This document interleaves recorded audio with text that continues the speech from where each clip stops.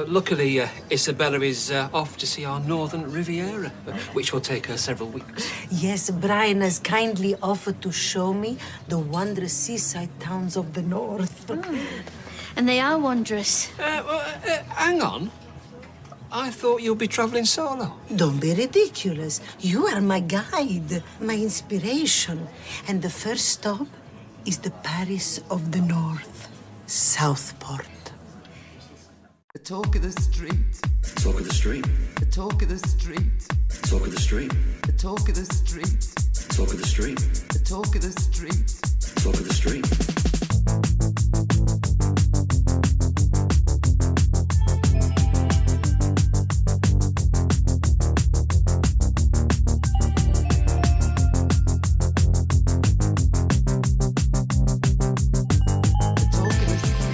Hello and welcome to episode 259 of The Talk of the Street, an unofficial Coronation Street catcher podcast that was really warming to Beck as a fun new character until the show decided to have our shit hoops and a University of Michigan shirt. Go green. I'm Gavin.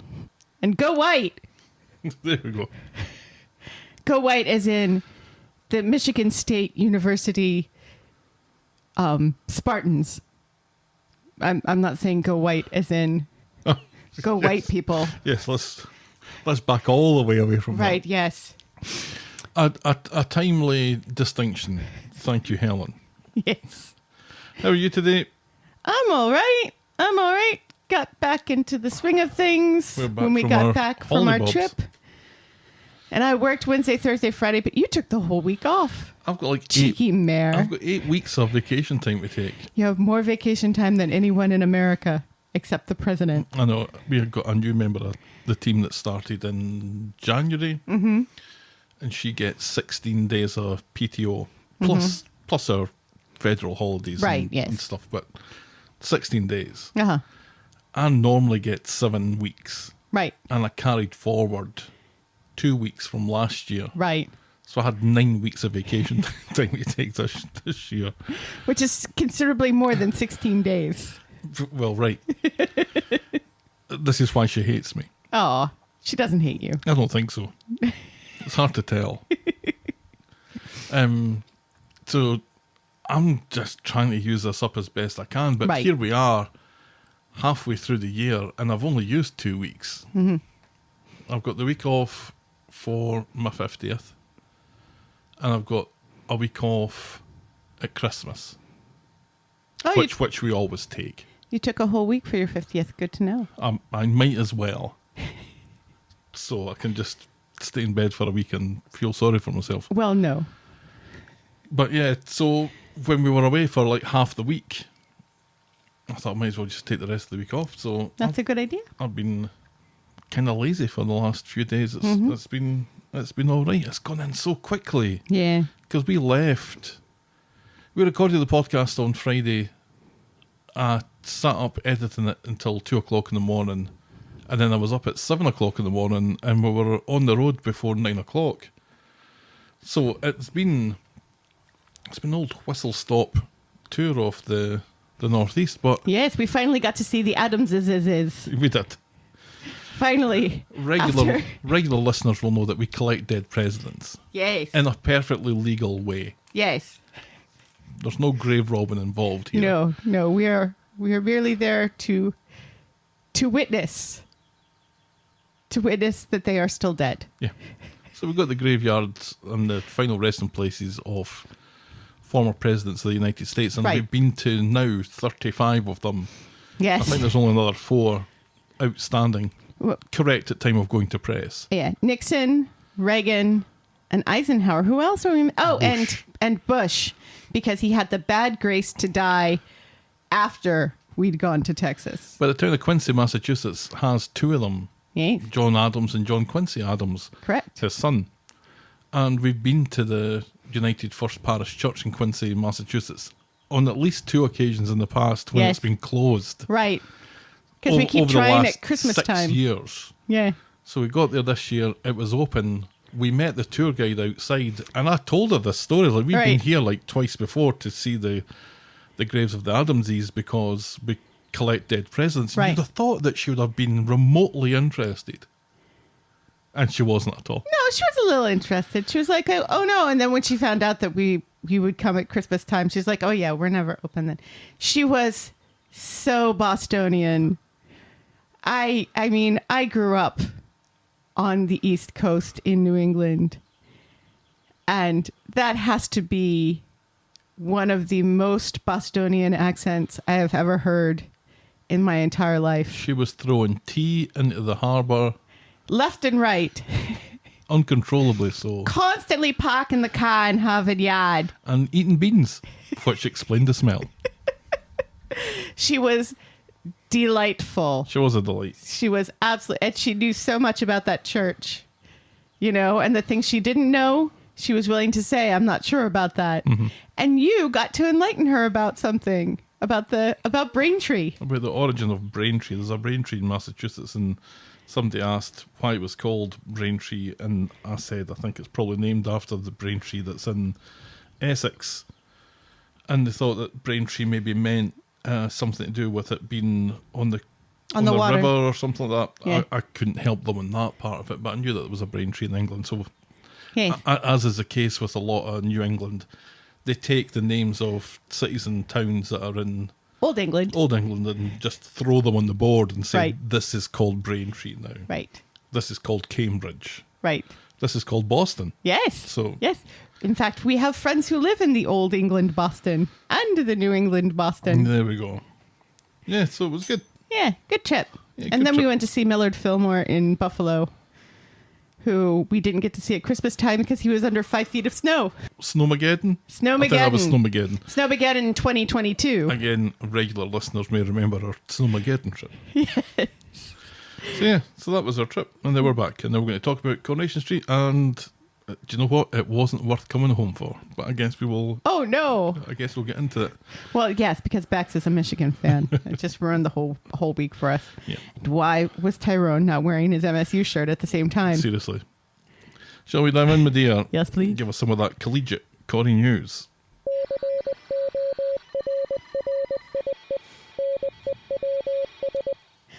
Apparently, Rob Mallard has a secret admirer who has sent a Valentine's Day card to him unsigned for 7 years. And he is desperate to find out who this person is. It'll be his mum. He finds it charming. And I say, Rob, maybe it's time to add another lock to your front door. Oh, mums do Because it's things like that, don't they? Creepy as fuck. Do you think so? Then that's delightful. That he gets a Valentine's Day card from the same mysterious person every year. Well, I'm wondering how he knows refuses- it's the same. Well, apparently the handwriting is the same. Oh, so it's not completely blank. No. There is handwriting on And it. you'd assume that he knows his mum's handwriting. One would hope. So that means it's probably not his mum. Yeah. So then it's less charming, Right, and more creepy. I guess. This happens to a woman. A woman says, I am creeped out and I'm going to move and change my address and not publicize it. Well, his mum It should. happens- Well, no, we it don't know happens- that it's his mum. It happens to a man. He finds it charming and wants to find out who it is. This is the difference between men and women. Daisy isn't the only one taking a break from social media. Charlotte Jordan, who plays the character, has done so as well due to nasty people who can't tell the difference between fact and fiction, Oh. giving her hateful abuse on the interwebs. Seriously, everyone, fuck off. Fuck all the way off. You leave Chuck alone. It's remarkable how people still don't get that. I remember my mom used to be like a huge fan of Denzel Washington until he played that character, the cop with Ethan Hawke. What's the name of that movie? I can't remember the name of the movie, but he's like a dirty cop. And like afterwards, she's like, I can't look at him anymore. I can't believe he would do those things. And it's like, it's not him. He's playing a character. It's not real. Right. And apparently this happens to people who are on soaps more than any other kind of actor. Yeah, I would have thought so. Which is just insane. And finally, while her character Bernie Winter struggles with grief over Paul's motor neuron disease, Jane Hazel Grove has shared that she herself at the same time, has been in grief in real life over the loss of her father. We offer our condolences to her and the whole family. That's a wee shame. You know, yeah. And you've got to think that one kind of informs the other, but it's also got to be extremely difficult at, just not tearing up all of the time. I would be tearing up all of the time. Probably for every second that the camera isn't rolling. Yeah. Absolutely. Oh, that's a shame. Yes. Condolences indeed. Absolutely. And that is Corrie News. That's Corrie News.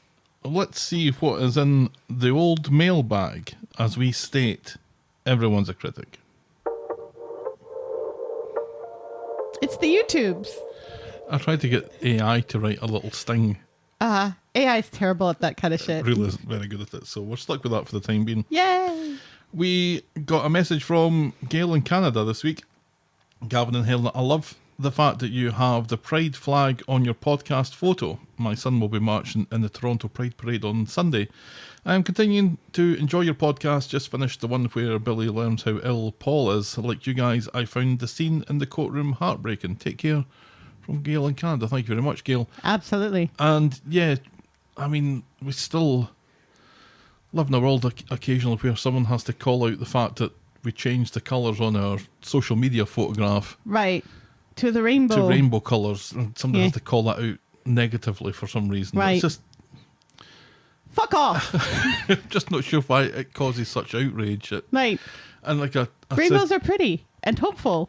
I realise that the changing of a logo is next to nothing in the grand scheme of things. But right. I grew up at a time and with other kids in school who had to grow up not being their full selves and not being their true selves. And yes. if we can show at least a little bit of support to them for a month and a year, I don't see what the big deal is. Right, yeah.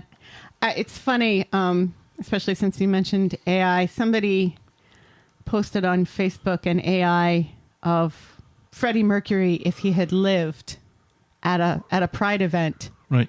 And somebody objected to it and said Freddie was very private about his sexuality and his relationships and everything. I don't think he was private about his sexuality?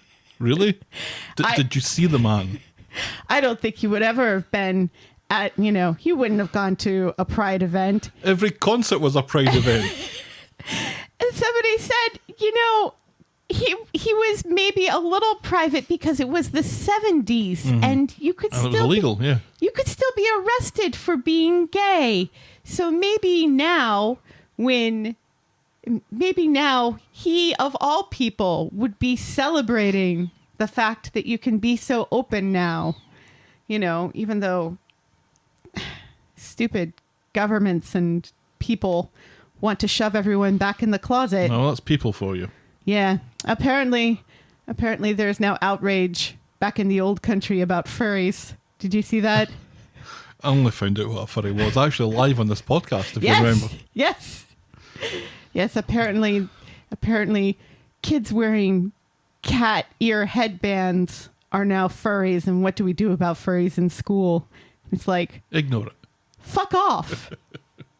That's the third time I've had to say that on the podcast tonight. And you won't be the only one that's counting. Anyway, feedback is always welcome. Apologies to Ian Les Paul's wife. Send us your thoughts and I will probably read them out. Get us at thetalkofthestreet@gmail.com, and our DMs are always open at Corrie Podcast. And now let's see who we have to thank this week on Will Podcast for Coffee.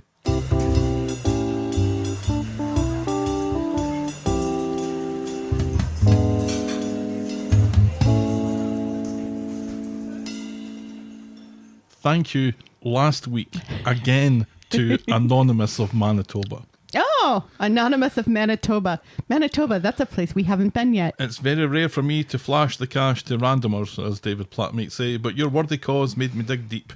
The Ko-Fi site reacted rather like Arkwright's Till in Open All Hours, which I'm sure is a reference that you don't get, Helen. No. It snatched the cash In Canadian dollars, I may add, before I had a chance to tell the whole world what a really warm, caring human being I am, despite appearances.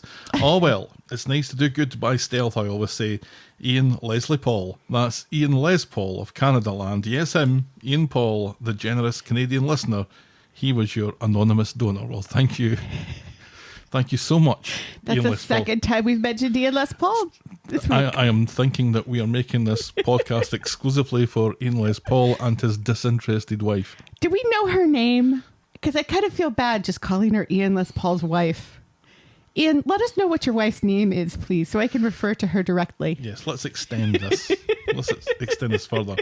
And remember, Gail's also listening, but just a couple of weeks behind. Ah, okay. The Talk of the Street is and always will be free on your podcast provider and on the YouTubes. But if you think our show is worth anything more than the time it takes to listen to it, and if you want to show your appreciation, you can buy us next week's coffee by going to ko-fi.com. That's ko-fi.com/the Talk of the Street. And you can sign up to be a friend of the podcast through the same link, where for as little as $2 a month, you can get a mention in the closing credits of every episode. And for the remainder of this month, all the money that we raise through donations and memberships, we will be doubling and sending to Motor Neuron Disease Association. Yes. And you can always support the podcast and get us in front of new listeners by liking, subscribing, rating and reviewing wherever you get your podcasts. And now, this.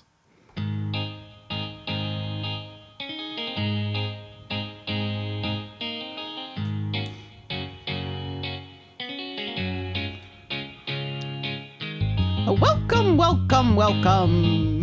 Welcome to Last Year Tonight with me, John Oliver. Just enough time to quickly talk about Chocolate Finger. Well, if you insist. That's right. This was Sally and Tim's confusion that the donkey sanctuary woman was actually their sex therapist, and Tim trying to diffuse the situation by offering her a chocolate finger. But not like maybe that. like that. I was Gavin and you had a uterus. I do. I still do. Yep, not afraid to use it. Still have one. You were back from your trip out east and saw Dum Dum Gum Gum, whatever that is. Yes. That it's the Easter Island statue in the Museum of Natural History, as seen in the movie Night at the Museum, starring Ben Stiller and Owen Wilson. I was very jelly of your trip to Manhattan in the wee British racing green Mini. We saw Lightyear at around about the same time, 800 miles apart. Max goes for a haircut and ends up getting an unusual request from Sonia. After Kathy's departure, Evelyn becomes worried that Brian might get all alpha male with Jim Fizz. Wendy is drawn to Coronation Street by Abby and comes face to face with an old adversary. Oh, remember Wendy? Yeah. Following a trip to Dr. Gadas, Tim and Sally prepare to take their issues to a private sex therapist who may or may not also run a donkey sanctuary. Maria's latest environmental initiative Either way, she's into ass. Very well done. Causes outrage on the street when the Weatherfield bin men go on strike to protest. Peter becomes increasingly obsessed with trapping Dr. Thorn and getting justice. Oh, his attempts at trapping Dr. Thorn were quite amusing. Eileen enlists Todd in her attempts to get George to put his unpleasant past with Frank behind him. Audrey's drinking continues to spiral out of control, with Gail's concerns falling on deaf ears. David isn't a Dave. Gary unwittingly donates to donkey charities. And Kev isn't great with faces. Our moment of the week was Tim and Sally cracking each other up by looking into each other's eyes longingly. And our moment of the week was Max refusing to have one single redeemable feature. Wait. That's not our moment. That was our boring moment of the week. Boring moment of the week. Yes. And that was Coronation Street and the Talk of the Street, this time last year. We'll take a quick break and we'll be right back with this week's recap. And we're back. Still no word from MeUndies or the ball shaving people. Get back to us, ball shaving people. We've decided. Our No. yes. Let's play a little hard to get here. Our first storyline is the Crystal Maze. On Monday, Jenny is wanting to increase the profile of the pub on social media and wants Daisy to be social media manager. But Daisy is still taking a break from being a fantastic influencer, let's not forget. Mm-hmm. Conversation moves to Ryan as Daniel comes in and Daisy awkwardly confesses that she hasn't seen him in a bit because he refuses to see her. He must be gutted, says Jenny, to learn that Crystal was really Justin in a frock. In Nina's roles, Daniel is meeting with Max for some reason. In comes Carla. Right, ball bags, she says. Yes.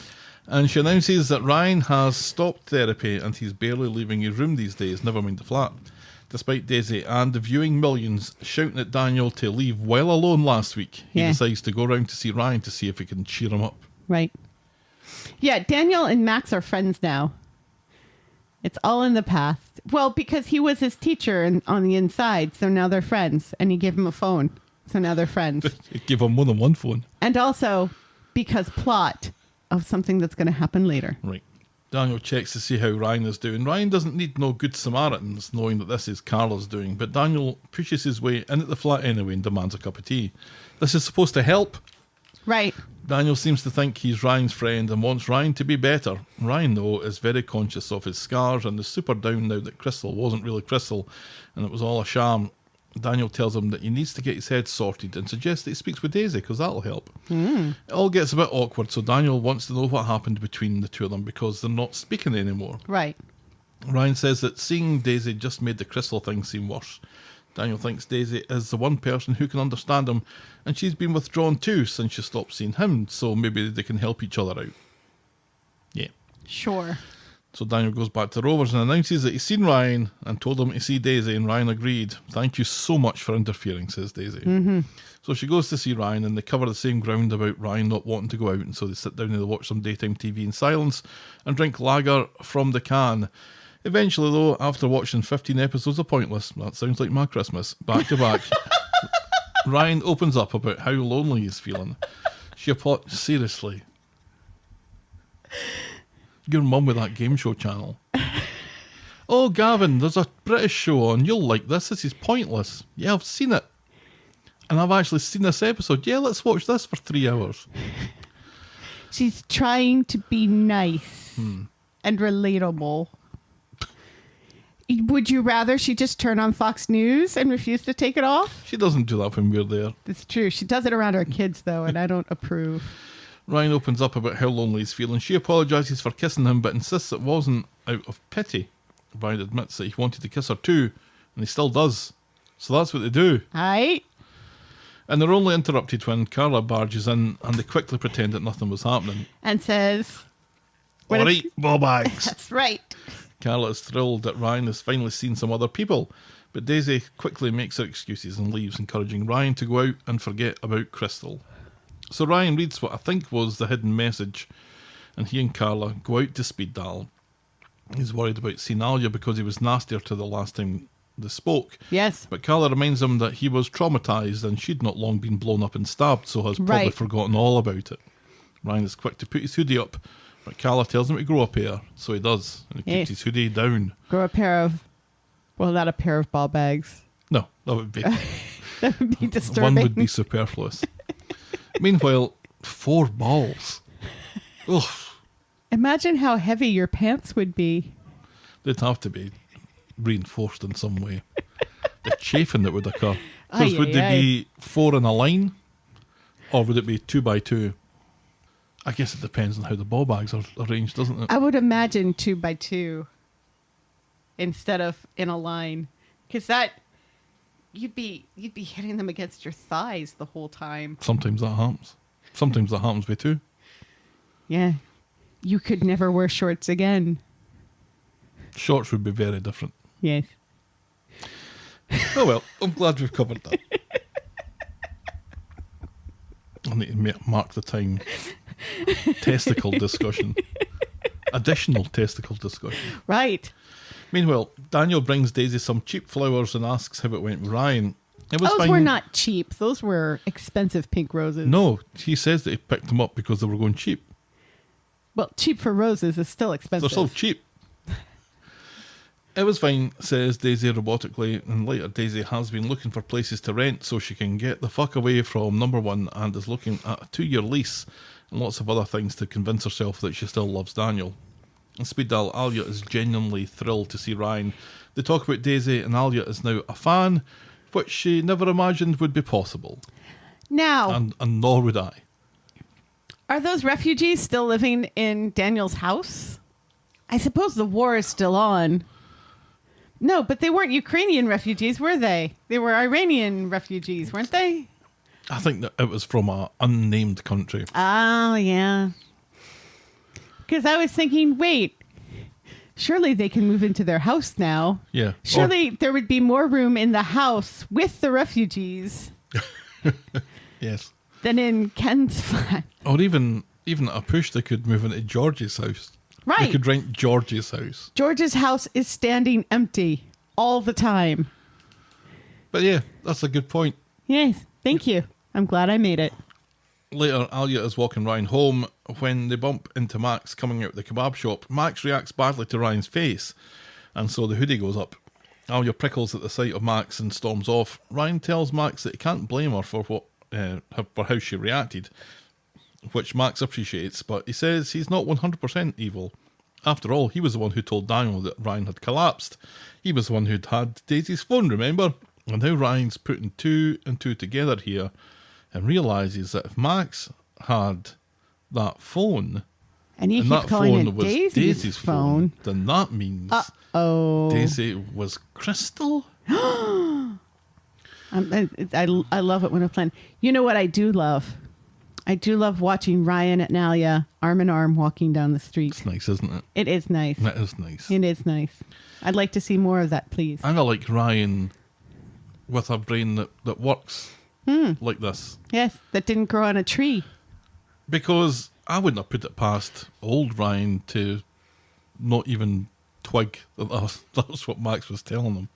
Yeah. Because that was a couple of weeks ago. He'd forgotten all about it by now. Right. Yeah. Yeah. It was a little frustrating because Alia's like, you're not supposed to be anywhere near me. And he's like, I'm just walking out of the kebab shop. I didn't know you were going to be walking by right now.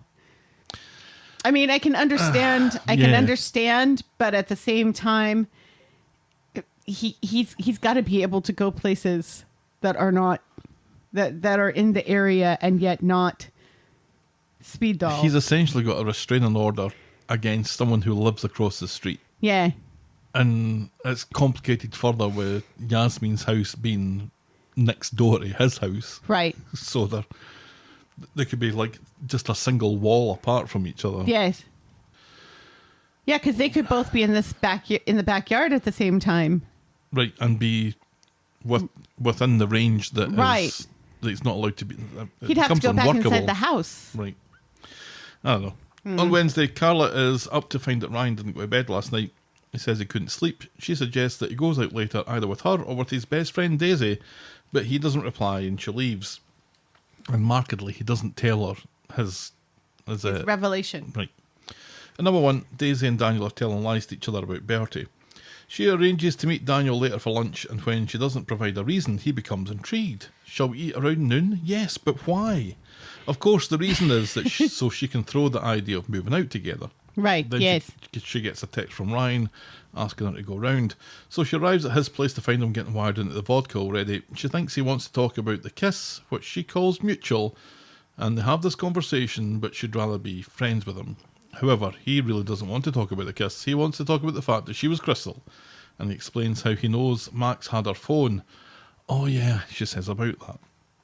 And she doesn't try to deflect it at all. She admits it and she apologises and she tries to explain her good intentions from weeks ago when she was covering for Crystal, not being interested, but it snowballed.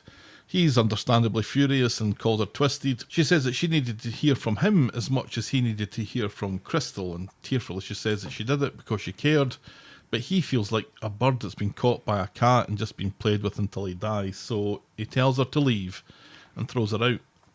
And later, Jenny comes round with some sweet treats, and Ryan is mullered by this point, and he asks if she knew, and when she doesn't have a clue what he's talking about, he closes the door in her face. Right. And I was reminded of the movie Ghostbusters at this point. Are you the gatekeeper? No. No. Close the door. Yeah. I felt for Jenny there because she had no idea what she was clearly walking had no into. idea. Right. And she just wanted to come in and have a cup of tea. So Jenny finds Daisy crying in the community garden. She blames her period. Jenny tells her how worried she is about Ryan, who is drunk and not speaking sense, going on about whether she knew, whatever that means. Jenny leaves and Daisy calls Ryan, warning him that she's coming back for round 2. So she does. And Ryan is keen to hear her prepared speech on the matter. She says that she meant well, but he's not sure about that and asks if she meant well when she destroyed his relationship with Alia. She admits not, calls herself entitled and vile, but that's past tense. When someone shows you who they are, says Ryan, believe them. Oh, such a good line. Yeah. A great line. It was especially great when it was first said by Maya Angelou. I think he says he What? doesn't take credit for it, does he? He doesn't Once say- again, a white man stealing from a black woman. And he calls her rotten inside and full of lies. She says her feelings are real. He admits that he thought they'd be great together. He used to envy Daniel, but not anymore because he's marrying a shell. And he wonders if Daniel knows about the kiss, and he can tell from her face That he does that not. he doesn't. Oh, what a Wah, surprise. So he goes off to the Rovers to put that right. They burst into the pub, followed by Daisy, who shouts that Ryan knows. Daniel is a bit of a condescending prick, surprise, surprise, says that Daisy isn't really a liar. What? But her actions came from a good place, and he wouldn't let her near Bertie if he thought that she really was a psycho. So Ryan makes do with letting everyone know that Daisy was the one who catfished him, and he leaves. And Jenny is, for the moment, furious. Through the back, she lets Daisy know what she thinks about all this and how cruel those actions were. Daisy says that she messed up. She has messed up, or she is messed up. At least everything is out in the open now, says Daniel. And he hugs Daisy and does that thing where men put their big muckle hand on the back of a woman's head. Ugh. Back at the flat, Ryan has told Carla who wants to kill Daisy, who just appears at the door. Carla still wants to kill, but Ryan agrees to giving Daisy 2 minutes. She wants to know why he didn't tell Daniel about the kiss, but the shite patter about Bertie put him off apparently. Now he's keeping Daniel in the dark, just like Daisy did to him. Daisy admits that she will never tell Daniel about the kiss, and Ryan isn't surprised. You do you, he says. She asks if there was any other reason why he didn't tell Daniel though, like maybe he still has feelings for her, and she warns him that the kiss can never happen again, and Ryan is flabbergasted. The neck on it, he says, and he has a theory of his own that maybe she's just projecting here, that maybe the reason that she's round here 5 times a day is because she's the one that's hung up on him. Poor Daniel, he says, he deserves better, and maybe for the 9th time he tells her that he never wants to see her again and throws her out. I thought this was Daisy being old Daisy very much here. Yeah. That who could not fancy me? Who could not desire me? Right. Everybody must be working on this basis, right? That he didn't really say that because of Bertie. He said that because he owed her a favour somehow. Yeah. I don't know. It does feel a little bit like that, but it also does feel like she's very carefully making sure that that's not the case, because that's not the case for her at this moment. To say it, though, Right. to say that out loud to him at that moment was textbook old Daisy. Very cheeky. But his point, I thought, was superb. You're the one who's round here all the time. Right. Yeah. Are you sure that maybe you You're don't not the fancy a one. little bit of me, a little bit more Right. than I fancy a little bit of you? Right. And again, I don't think either one of them fancy each other. I think it's just psychologically, because they are bonded due to the PTSD of the horrific event, that they're confusing that bonding with romantic feelings. Ryan maybe fancies the idea of Daisy, Right. but following the whole Alia thing and the sexual assault aspects of that, Right. I don't think, like, this is where the whole PTSD thing comes Right. in. I don't think he really sees her as a viable partner. And she previously was probably so shallow that somebody with scarring like that would be of no interest to her. I think the new Daisy probably sees through that, or probably sees through it more than the old Daisy does. So on that aspect of it, there's probably something that could happen there as well. But again, she's maybe fancies the idea of it more than she fancies him. Right. And I think that it's emotions that appear to be fancying but aren't really. It's just that, this is a person who understands what I've gone through. Yeah, and there's a longing that exists there to be with someone who be understands. understood. Mm-hmm. Right. And, there's also this aspect of Ryan who, and this is Daniel being a broken clock who's right twice a day. Daniel was right in the beginning when he says to Ryan that he shouldn't be looking for a girlfriend. You should be looking for your friends and keeping your friends around you and getting out of this trauma instead of trying to fill the void of the trauma with a romantic partner that you're not ready for yet because you're not ready to accept yourself, much less have somebody else accept you. Yeah. I think this, if it was to happen, I think the way that it has been framed by the show is a little more acceptable from the viewer's point of view, because for those reasons, if the two of them are to get together, as I believe they still may, if they do get together, then maybe the show is at least telling us that they're doing it for the wrong reason, and this shouldn't happen and this wouldn't happen normally. Yeah, and it absolutely it's is the the wrong fact reason. that when they get together as a viable couple, that it becomes icky. Yeah, and why is the show doing that? So there's the recognition that it isn't viable, or it isn't viable for the right reasons. Right. I think that's comforting to know. Yes. Somehow. So back at number 1, Daisy suspects that Ryan doesn't want anything to do with her. I wonder what gave her that idea. Daniel thinks it's probably for the best that all the secrets are out now. Daisy quickly changes the subject and launches the idea that the three of them should get a place of their own, and maybe the place of their own should be further afield, and maybe that wouldn't be a bad idea. Daniel thinks that this is a great idea. Daisy deletes Ryan from her phone, and this time she does delete him, which it'll appear in a couple of weeks. Right, yes. On Friday, Daisy comes into the Rovers and Jenny is angry with her for 2 seconds, but she knows that Daisy meant well by catfishing Ryan and leading him on that the girl of his dreams was interested in him for months on end. Daisy is focusing on her and Daniel now, and Jenny approves of that. Debbie drops in to see Ryan. Debbie is wearing a gorgeous, I want to say, a borello. Bolero, yeah. A bolero. Absolutely affronted by Daisy's subterfuge and deceit. Ryan, though, is too much of a nice guy and has had a day to think about it, and he's calmed down and knows that Daisy didn't really mean to be a total bitch, and she probably thought she was doing the right thing. And he also doesn't like the idea of leaving things the way they are with her, so Debbie tells him to go and see her and make up, but not make up too much.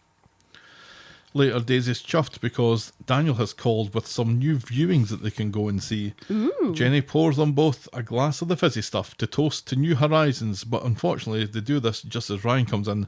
He was worried about Daisy after the other day, but he needn't have been, because she's over all that business in the blink of an eye, and once more Ryan is left feeling a bit of a mug. If only I could get over things as quick, he says. And Ryan goes to see Debbie in the bistro. He tells her about Daisy.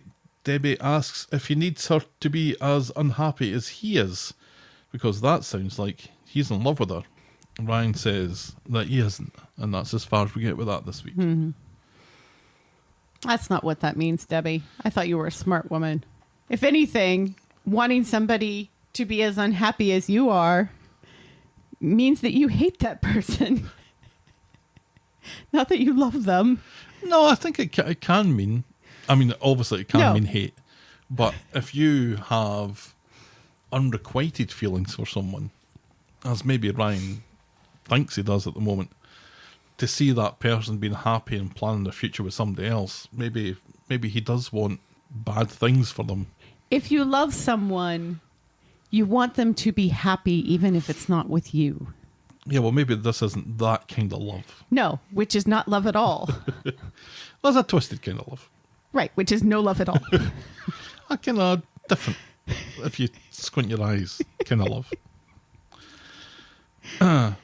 Oh, shame on you. Do you know, I liked the promise of this a little bit more than I liked the delivery of it. I was really pleased that just this Max in passing sort of thing, Right, yeah. was what triggered Ryan figuring it out. Right. And I liked the initial confrontation of it. And Ryan saying, you know, I'm not going to beat around the bush here. This is what I know, and this is what I'm accusing you of. Yes. And I liked the liked the initial kind of back and forth of the apology and the excuses and the stuff, and how hurt Ryan was. I thought it was acted all really, really well, and the Yes. scenes were really powerful and Yes. emotional and all that stuff. But then I don't know that it feels like it's just kind of petered out. Are you accusing this of being scaffolding? Or perhaps a sinkhole? I am accusing it a little bit of being scaffolding. I don't think we're necessarily at the end of this. I don't think so either, but I expected more from this week. I didn't expect the peak of this to be 20 minutes on Wednesday. Well, we don't know what's going to happen next week. Because Ryan has forgiven her so quickly, it does. Yeah. It's a red flag for me. Yeah, the killer, a little bit of the storyline is Ryan being a nice guy. Right. Yeah. Yeah. And that's a red flag to you? Yes. Because it kind of means that he still does think that he has feelings for her. But they're they not clearly real. both still have those faux feelings for each other. Daisy is absolutely distracting herself from that by moving away and focusing on Daniel and stuff. But you can tell by her It does. her little expressions, her little where she swallows in a scene is. She's really good at this, I have to say, Charlotte Jordan. When she makes these muscles or these tendons in her neck tense up. I don't know if it's by swallowing or not, but she does it, and it's a little bit of a tell, I think, for the character that the character's lying, right? That this kind of flares out a little bit. And she did that a couple of times this week, and I meant to take little snapshots of it because I thought it was like really wonderful the way that she does it, because it's a level of involvement in the character that you don't always expect. But I do think the two of them still have this pretend relationship possibility going on in their heads, and yeah, I don't know. but I think she still has feelings for Daniel as well. And maybe it's just I can't understand that. Maybe that's my problem with it. I don't know. Oh well, we shall see where we go with that. Yes. Let's move on to our next storyline this evening. Funny you should mention scaffolding. I've called this one Some Scaffolding Required. Ah. On Monday, Steve and Tracy are worried about Amy despite Aaron's lawyers dropping the libel case. Amy seems to be okay after the drama of last week and has arranged to meet Summer. That'll cheer her up. What she does in the community garden. Amy has a world of her own and admits that while she's relieved that the whole trial thing is over, the rape still happened. She's determined to find a way to be okay, or else she thinks Aaron has won. And then she gets a call from her uni mentor person who says that she's missed so much work she's going to have to repeat the year. Amy finds it hard to argue with this, but thinks it might be better just to drop out altogether. Steve and Tracy call Summer round to number one later to speak with Amy about this. Right. It's so funny how Steve and Tracy like immediately at the same time say a no to her when she says that. It's so nice to see them united in one thing. Steve and Tracy leave the girls to it. Summer was coming over anyway, which would have avoided the weirdness of the start of that scene. But Summer thinks repeating the year is maybe the best thing. It takes all the pressure off, and despite Amy's terrible history with alcohol, she suggests that they go out and get wasted at the bistro. Yeah. It's a deal. Read the room, Summer. Every time Amy gets drunk, something terrible happens to her. Yes. So maybe don't drink anymore. Maybe let's not. And I know how, we talked about Aaron's relationship with alcohol, given that his dad's an alcoholic, or his dad abuses alcohol. And sometimes the offspring either have a repulsion to the thing that their parent is addicted to, or Right. Or a genetic predisposition to also be an alcoholic. Yeah, or maybe sometimes there's a romance to that kind of thing a little bit that becomes intriguing to young people. Here we have Amy who doesn't really need to look back her diary too much to see bad things that have happened that have come after the involvement of alcohol. So you think that she would be, really, Summer, can we just go and get a curry instead? Or something like that. But who knows? Amy is all up for it. And Toya seems to be working behind the bar at the bistro for plot reasons. Yes. So that's and great. she's blonde now. When did that happen? I think a couple of weeks ago. Did it? Yeah, I missed it. When she came back, we spied her to the party at the bistro. I think her hair was blonde at that point. I don't know if I like it or not. That's Toya's hair. I always love Toya's hair. I love Toya. I particularly love Toya's hair from 2002, though. You can't beat that. No, you can't beat it. Not with a stick. No. Too much hairspray. And Toya learns about what happened with Amy while she was working conveniently behind the bar.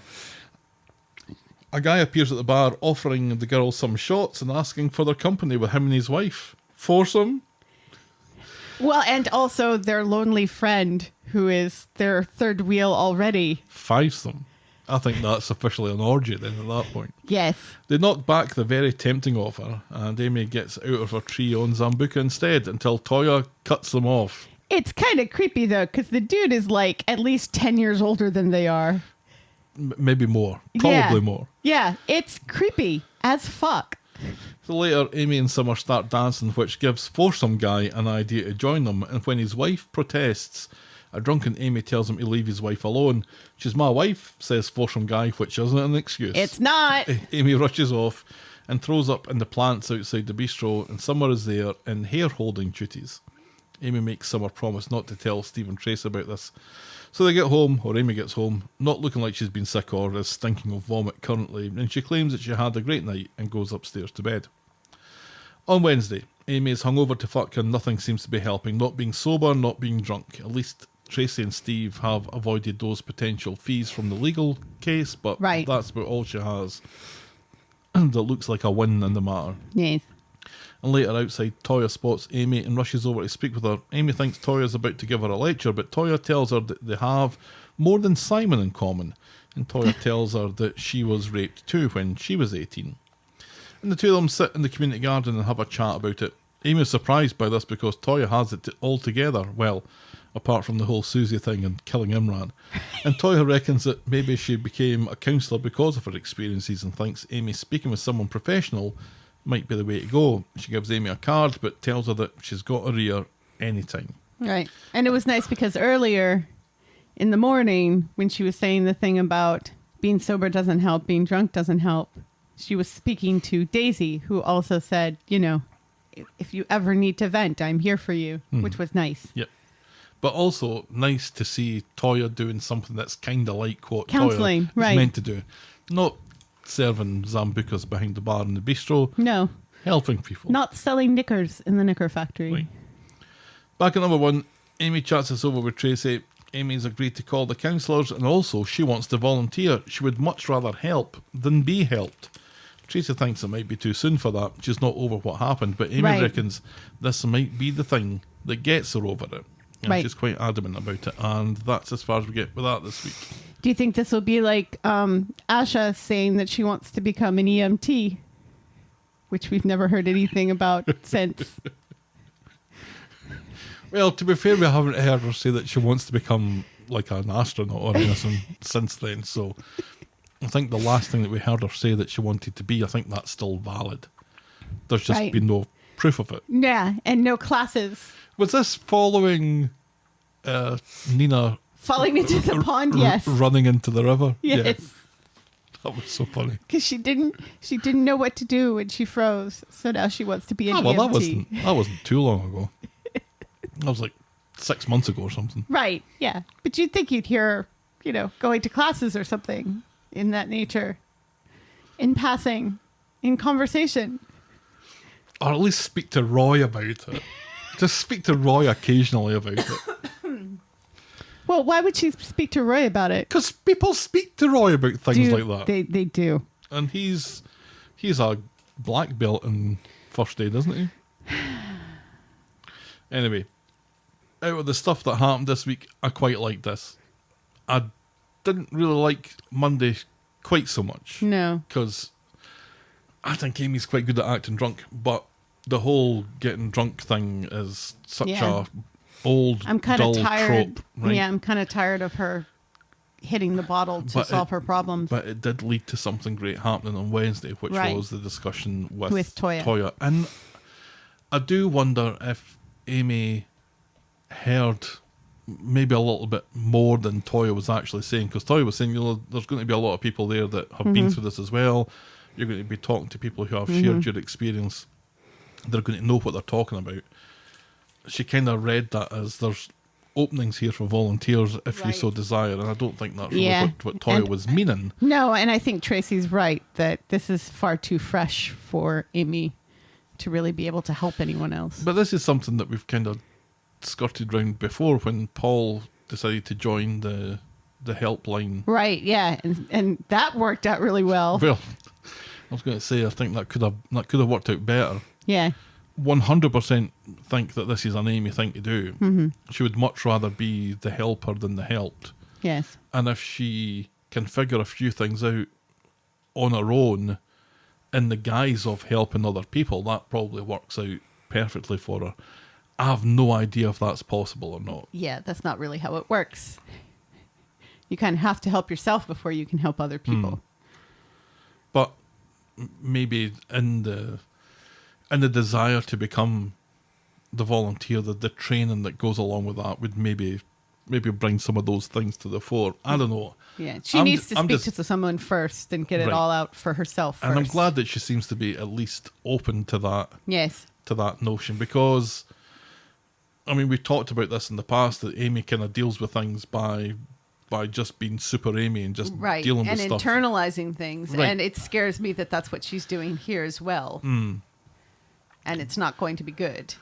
Yeah, but there is more here of a kind of reaching out for help, or some of actions that at least look like reaching out for help here that didn't happen after the upskirting thing or the drink spiking thing, where she was just big brave Amy.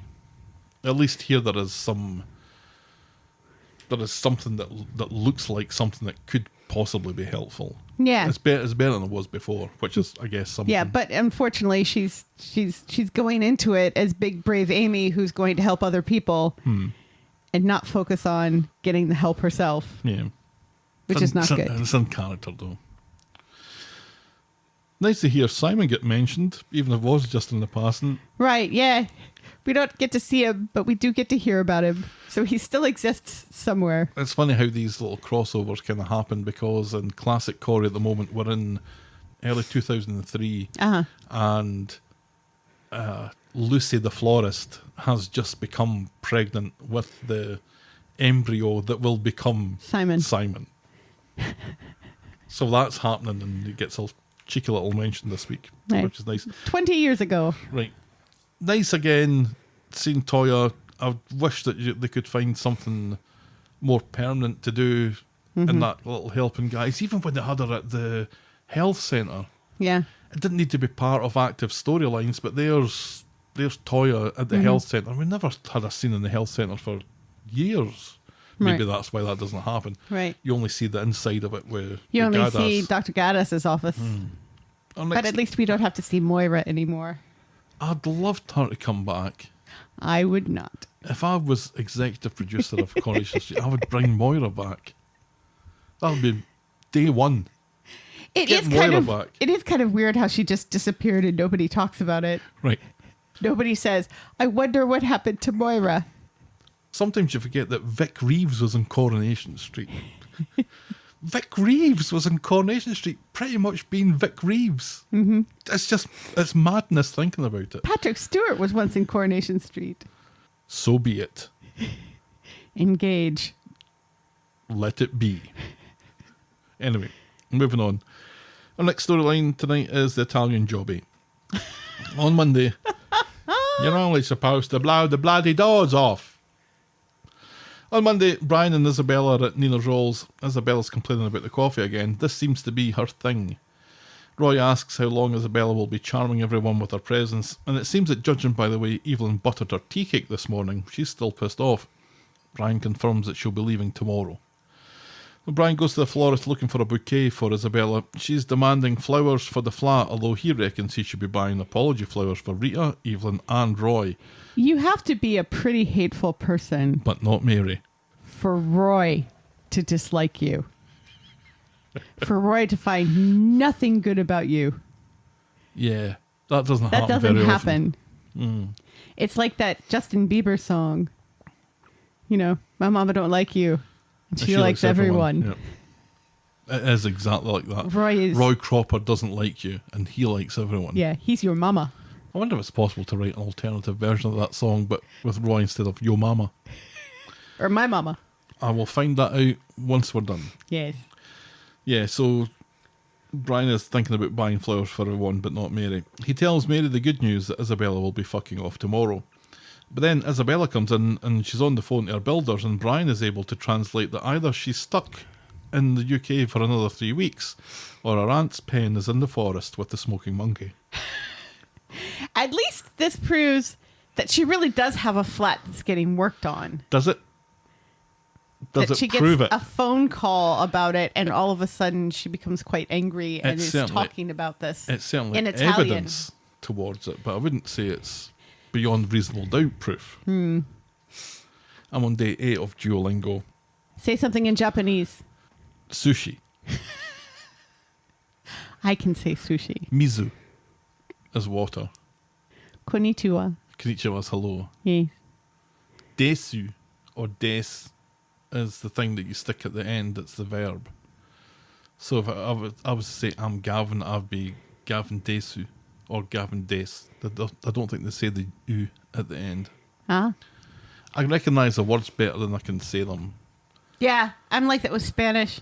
I mean, the idea of actually saying something Japanese to someone in a Japanese restaurant terrifies me. Yes, I feel the same in a Mexican restaurant. Because I would say something appalling. Right, or just say something badly. Right. I'm sure they would appreciate it either way. I'm sure they would appreciate you having a try. And I think I have said arigato in a Japanese restaurant before. Yes. Did you say domo arigato? Mr. Mr. Roboto, Roboto? I did not say that. Do you think I should have? No. I'll do it next time. No.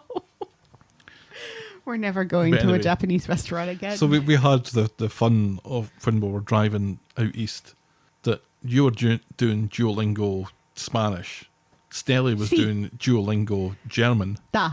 and I was doing Duolingo Japanese. So all Yes, in three of Japanese. us are learning different languages. Oh, it's hi, isn't it? I don't think I've got to that bit yet. You haven't gotten to yes and no? No. Huh. I'm talking about rice, I'm talking about water, I'm talking about sushi, I'm talking about green tea, which is ocha, Yes. and I'm talking about saying thank you, and I've learned please, but I can't remember it. Ah. Teacher sensei. Teacher is sensei. Yes. And I've learned lawyer, but doban? I think maybe that. That sounds wrong, actually. Anyway. You learned lawyer before yes and no. Yeah. Duolingo's weird, I'm man. sure it knows what it's doing. It's the repetition of it that Right. eventually will stick, I think. Yes. Anyway. Anyway. Yeah, so Italian things were said. This has been the Duolingo Minute with Helen and Gav. I think it was longer than a minute. Mary rushes round to see Roy at Nina's Rolls. She needs help to come up with a plan to get rid of Isabella for good, and she's starting to worry that there is no flat. I'm glad that Mary's thinking this. Roy refuses to get involved and tells Mary that Brian needs to stand up for himself, and Mary worries that Brian isn't the greatest at doing that. What was her first clue? In the Rovers, Isabella is barely tolerating the house red, but thinks it's great that she'll be able to spend more creepy time with Brian. He tries to encourage her to go visit some of the sites that the north of England has to offer, a tour of the northern Riviera. There may be some confusion here, though, that she thinks he'll be going too. And Mary joins him later. When this confusion becomes clear, Isabella thinks it's ridiculous that she should be going on this trip without her tour guide, starting at the Paris of the North, Southport. Mary reminds Brian that he's the master of his own destiny. It's kind of begging him to stand up to her. Right. But we don't find out if that happens or not. We only got that on Monday, and there was no other mention of it this week. Yeah. Were you offended that they didn't mention a trip to Scotland? Nope. Because that's even further I'm north. not the sort of Scottish person that whenever anything is mentioned that is in England thinks that there needs to be a Scottish equivalent. There are people like that. Oh, yeah, I know. My mum I've was met them. kind of like that. Gets all offended when there's everything's all London centric. Well, not in Take the High Road, it isn't. Or still game. Right. I don't know. I think it bothers me when people just assume that all of the UK is England. And there are some English people that act that way it's not just Americans that don't understand that the United Kingdom means 4 separate kingdoms that are united. You know, there are plenty of English people who just assume that Scotland and Wales and Northern Ireland are just filled with people who think just like them. But yeah, I can see your point. Brian is showing off his country, and his part of the country is just showing off the north. Right. Of England, which is his country. And people in that London probably look on the north of England in the same way as they look on Scotland, to be perfectly honest. It's kind of like how the people on the east and west coast kind of look at Midwesterners and Southerners. Oh, it's called flyover country for a reason, right? Yeah. And yet, you know, places like Chicago are in flyover country, and yet people act like it's like on the coast. Like somebody was like, people in the Midwest don't understand Chicago. Chicago's in the Midwest. I shared a video of Lemmy finding out where the Midwest is. That was funny. Because his cursor is over Colorado and that sort of area, Texas. Right. It says, is this the Midwest? Is this the kind of Middle West?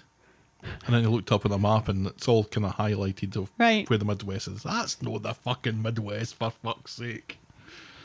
I Yes, have bad news for you, Lemmy. It's funny to me that people share that meme of Lemmy and have no idea who Lemmy is. The one where he's just waking up and his eyes are like this. Blah. Is this a second distraction in this 8-scene storyline of the week? Yes.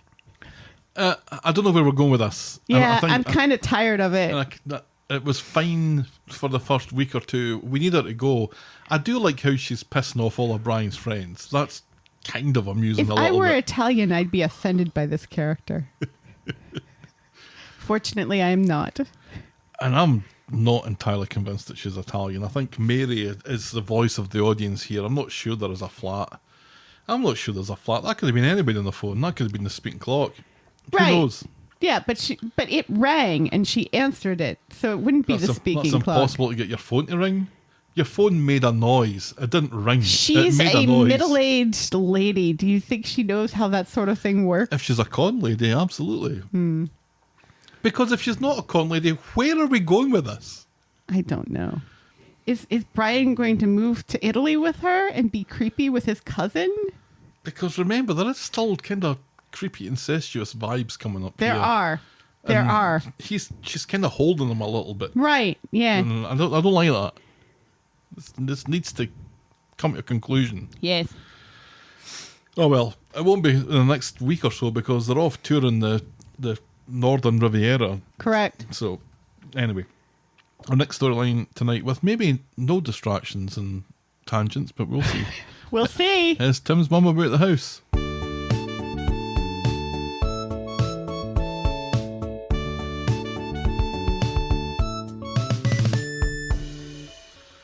Just a few scenes on Monday here. Stephen and Tim's mum are in the Rovers. She's fully recovered, thank goodness, and still furious at Tim for the way that he spoke to them both last week. In the factory, Stephen phones the insurance company about Tim's mum's policy, and they confirm that the individual payment from a business account called Seagull has been received. There are no red flags there whatsoever. Carla comes in and tells him that Owen needs to see the accounts. Gulp. Whoa. So later, Owen drops into the Rovers with news of a romantic getaway over the weekend where he intends to be filthy with Jenny. And Jenny is quite excited about this. And this is overheard by Stephen. Owen speaks to Stephen about these weird payments that are coming from or going to the account of Seagull. Stephen says it's payment for a consultancy firm. They're just a small firm, nothing to worry about, and their work has been done here and there's going to be no further payments. So if there's no further payments to the Seagull thing, which seems to satisfy Owen for now, this essentially gives Stephen a month to kill Tim's mum before the policy lapses. So I think this is hitting start on the timer here. We've got until the end of July, and then the July premium's going to be due. It's not going to be paid. The life insurance will then lapse. Right. So I am tentatively predicting that this storyline will either be over in 4 weeks. And you know what? Thank God. I'm done. Yeah, it can't all be throwing stuff around about the factory, right? Right, You can't yeah. have that every week. Can't be always throwing the bins. There can't be bodies falling into bins or inexplicably not floating. You know, apparently that scene with Leo was supposed to be seemingly even more accidental than it was, but It was already kind of accidental, wasn't Right, it? yeah, They were scuffling on the gantry. right. But apparently was supposed to be even more so. But he changed it at the last minute and said, what if we made it seem like this was his intention? I'm never sure how much or what to read into actors on the spur of the moment changing the direction of storylines that have been planned out for months. Yeah, I don't know. I mean, It does seem kind of I don't know if anyone looks at fishy. the Sinkhole Leo murder as being premeditated. Right. It wasn't. No. And even the Sinkhole Leo's dad one wasn't premeditated. Right. He expected to do harm, but he didn't understand how fragile skulls are because he didn't speak to Stu's daughter. Yeah. Now, what's his face? Rufus. Yeah, That that was was intentional premeditated. and premeditated But and brutal. but the Sinkhole Leo one, I was never convinced. No. But yeah, so this seems Owen rightfully doing his due diligence here before Right. he buys the factory. Right. Wants to see the accounts. Right.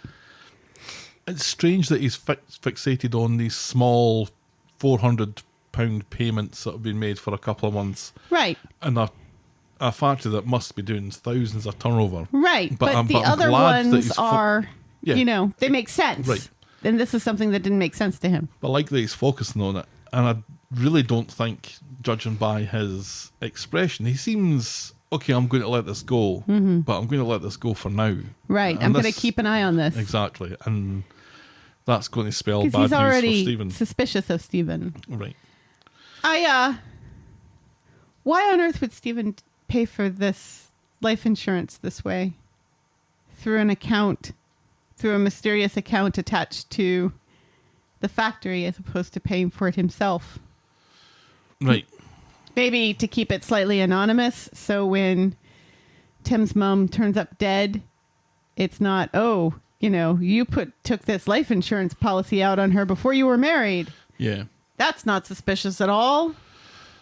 Yeah, and maybe if Tim's mum's got access to his accounts Right. or his bank accounts anyway, Yeah. I don't know, maybe I suppose. it makes it look dodgy as all hell. though. Right. Yeah, you'd think the life insurance people would be like, wait a second. Yeah, I don't know if Red you can flags. make payments from a business account for personal life insurance. I'm not sure if that's allowed. It certainly shouldn't be. Yeah. I don't remember this particular thing coming up. I in never training. even thought that you could buy life insurance for somebody else. That's dodgy. It is dodgy. No, but it feels like maybe we're going to get somewhere, but it wasn't this week. Nope. Maybe it'll be next week. Maybe. Moving on, our next storyline is Mad Max Racism Road. On Wednesday, Beck is in town and bumps into Max. She's reading some of the want ads in the cabin. The two of them wander off and are seen by Alia, who is shocked to see the two of them together. Beck has a wee surprise for Max. And the surprise is lunch at Speed Dial. And Max thinks says, this is really thoughtful, but he can't because he's feeling sick and he needs to go home. And he rushes off and leaves her in the middle of the street. Nice one, Max. Back home, Max is in a mood when Shona comes home and she's made of questions and he lies about having lunch in town with Beck. So later when he asks for dinner, Shona is super suspicious because he was supposedly full earlier on. So Max admits that Beck wanted to go to Speed Dial. And Shona susses that he can't go in and can't tell her why not. And Beck doesn't know why he was in the young offender's place in the first place. So Shona points out that it's hardly a secret. Everyone on the street knows. And he should tell Beck before she finds out for herself. yeah. Good Famous last words. Good advice. So on Friday at number 8, Max tells Shona that he's going to admit his griff stuff to Beck. And Shona says, look, all that is history. You're a different person than the kid that you were 4 months ago. Right. So Max turns up Before outside. you got caught, Right. essentially. So Max turns up outside Beck's like a fucking creep, claiming to be in the area. She's off to shoot hoops and is wearing a Michigan basketball shirt, and I, for one, am appalled.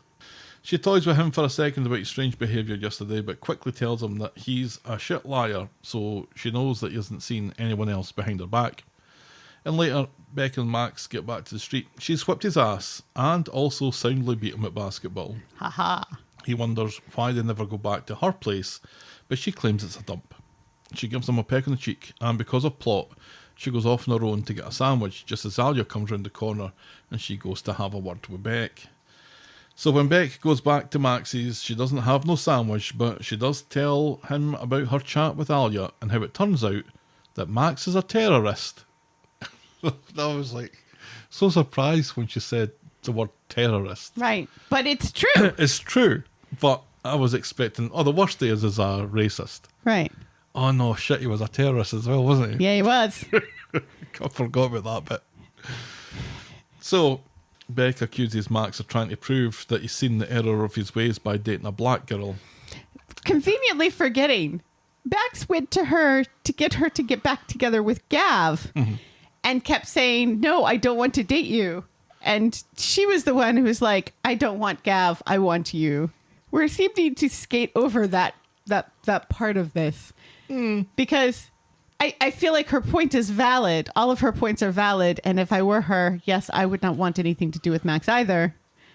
You know, because wait until she hears about the fact that he was also involved in upskirting and date rape drugs. Yeah. But Yeah. Max's social calendar. it's only the tip of the iceberg, the terrorism. For the last year and a half makes for interesting reading. Yeah, you have to go further under the sea to see the rest. He claims to be colourblind, and that had never occurred to him, even though it had occurred to several people who had spoken to him about it. Right, and had occurred to him. She leaves, and he chases after her. Max said that he would take it all back if he could, but Beck says that he'll always be that sort of person who always looked down their nose at her, made her feel less than what she is. Do you understand? She asks. Yes, says Max, who was colourblind 5 seconds ago, Right. and now can fully appreciate the experience of a young black woman. We're done, says Beck, and she storms off. David was passing because of the plot. This was always going to be a tough sell, he says. Max just regrets not getting the chance to speak to Beck about this first. Alia did. And Alia was watching all this unfold from the law office and quickly goes back to work. Yeah. And then there's a couple of scenes where David and Shona are kind of chewing this over, and they think, well, this was maybe a little bit of foul play by Alia, but Right. we're not going to call her out on it because No. she's kind of right to do Yeah. this, and she's kind of upset and hurt Right. and stabbed and blown up and all that Right. sort of stuff. Yeah. I don't like the fact that it came from Alia, because then it gives certain people on the social meds fuel to say what a cow she is, and she should have minded her own business. And she's just trying to further ruin this poor white boy's life. Won't anyone think of the poor white children? I was expecting, when you see Alia standing at the window, and when you hear Max talking about, well, I never got the chance to explain to Beck, I expected a brick to go through Alia's window. Because Max has learned nothing. Nothing. But I'm glad that didn't happen. No. Or it didn't happen yet. It does kind of feel like Max has learned something. He's getting there. But there's still so much that he just does not understand. Like that whole color blindness thing was just like, I didn't even realise you were black. come on. Well, she's black. I mean, look at her. Right. Yeah. At home, David tells Max to stop beating himself up about this. They always knew this would be difficult. Some slates take longer to clean. Max says that he really liked Beck. Then do something about it. Maybe she'll be in a more agreeable mood tomorrow, says David. If he wants people to believe that he's changed, start with her. So Max is about to call Beck when he gets a call of his own, and he dingies it. It was Gav. As if his life isn't complicated enough. And that's as far as we get with that this week now. Yeah. There were a few comments on the Twitter that I read that were kind of articulating the way that I was kind of feeling about the storyline, which is Max getting set up here? What do you mean? did Beck know all along why Max was in that place? Because Gav knew, because everybody knows. So is this their way to teach him a lesson? Well, no, because I don't think so. I don't think so at all. I think because when Max first goes in and the guys are like, oh, what are you in for? He lies.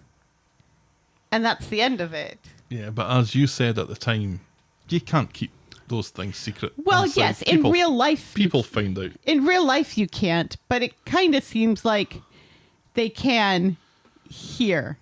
And I would really hate that if that's the way they're going with this. That, it's going to take 2 black people that we've just introduced to this story to teach Max a lesson about racism and that he's still a racist in the storyline with Alia. You know, it leaves a bad taste in my mouth. If they were the same way that the whole Alia being the one to tell Bex leaves a bad taste in my mouth about how this adds fuel to the fire of people who online who hate Alia anyway, sort of thing.